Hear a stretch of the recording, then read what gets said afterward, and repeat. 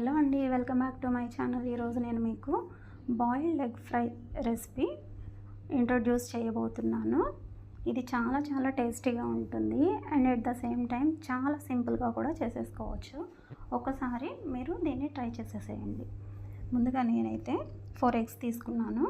Eggs తీసుకొని వాటిలో కొంచెం వాటర్ యాడ్ చేసుకున్నాను. 1 or 1.5 గ్లాస్ వాటర్ తీసుకొని దాంట్లో 1/2 టేబుల్ స్పూన్ సాల్ట్ని యాడ్ చేసుకొని స్టవ్ మీద పెట్టేసి లిడ్ పెట్టేసుకోవాలి. ఈ విధంగా ఒక 10 to 15 మినిట్స్ మనం కానీ లిడ్ని తీసేయకుండా కానీ అలానే పెట్టినట్లయితే మనకి ఎగ్స్ అనేవి చాలా ప్రాపర్గా కుక్ అయిపోతాయి అన్నమాట.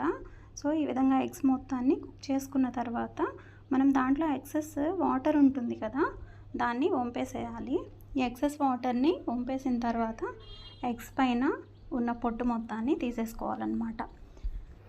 ఈ విధంగా పొట్టు మొత్తాన్ని తీసేసుకున్న తర్వాత మనం వీటి మొత్తాన్ని ఒక ప్లేట్లో పెట్టేసుకోవాలి, లేదా ఏదైనా బౌల్ తీసుకోండి.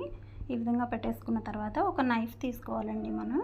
ఎందుకంటే ఎగ్స్ని ఫ్రై చేసేటప్పుడు లోపల కూడా ఆ స్పైస్ అనేది వెళ్ళాలి కాబట్టి ఘాట్లు పెట్టేసుకోవాలన్నమాట. నేనైతే ఇలా నైఫ్తో 4 ఘాట్స్ పెట్టేశాను. ఈ విధంగా మీరు కూడా అన్ని ఎగ్స్కి ఇలాగా ఘాట్లు పెట్టేసుకోండి. పెట్టేసుకున్న తర్వాత మళ్ళీ పాన్ తీసుకోవాలి.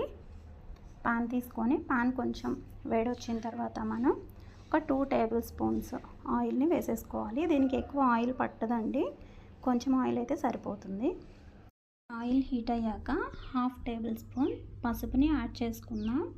ఈ విధంగా యాడ్ చేసిన తర్వాత మనం ముందుగానే రెడీ చేసి పెట్టుకున్న ఎగ్స్ ఉన్నాయి కదా, వాటిని ఒకదాని తర్వాత ఒకటి ఆయిల్లో యాడ్ చేసుకోవాలన్నమాట. ఈ విధంగా యాడ్ చేసేసిన తర్వాత మొత్తాన్ని ఒకసారి ఈ విధంగా కలిపేసేయండి. మొత్తాన్ని కలిపేసిన తర్వాత మనం లో ఫ్లేమ్లో పెట్టుకోవాలండి. ఎందుకంటే మనకి బాగా ఈ విధంగా రెడిష్గా ఫ్రై అవ్వాలి కదా. సో ఒక 2 మినిట్స్ అలా పెట్టేసిన తర్వాత ఒక 1/2 టేబుల్ స్పూన్ సాల్ట్ని యాడ్ చేయండి. సాల్ట్ తర్వాత రెడ్ చిల్లీ పౌడర్ ఉంటుంది కదా, నేనైతే మసాలా కారం వేసుకుంటున్నాను. నేను ప్రిపేర్ చేసుకున్నది అది కూడా ఒక 1/2 టేబుల్ స్పూన్ వేసేసేయండి. తర్వాత మొత్తాన్ని ఒకసారి మళ్ళీ కలిపి పెట్టేసేయండి. అంతేనండి, ఎంతో సింపుల్గా ఉండేటువంటి బాయిల్డ్ ఎగ్ ఫ్రై చాలా టేస్టీగా రెడీ అయిపోయింది. మీరు కూడా ట్రై చేసేసేయండి.